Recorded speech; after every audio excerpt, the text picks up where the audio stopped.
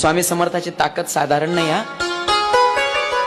एक वाक्य सांगू का? माणसाला स्वतःच्या जीवनामध्ये जर काहीतरी सामर्थ्य बनवायचं असेल किंवा स्वतःला सामर्थ्यवान बनवायचं असेल तर त्याच्यासाठी समर्थाची भक्ती केली पाहिजे.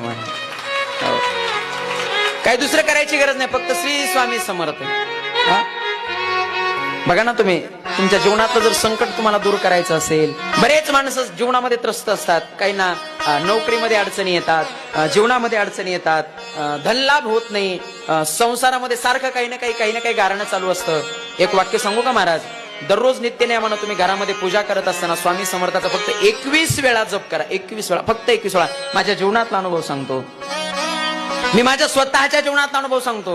दररोज सकाळी नित्यनेमानं तुम्ही पूजा करत असताना देवाच्या जवळ बसायचं, देवालयाजवळ बसायचं आणि श्री स्वामी समर्थ, श्री स्वामी समर्थ फक्त 21 वेळा जप करा. बघा, नक्कीच तुमच्या जीवनातली संकट दूर झाल्याशिवाय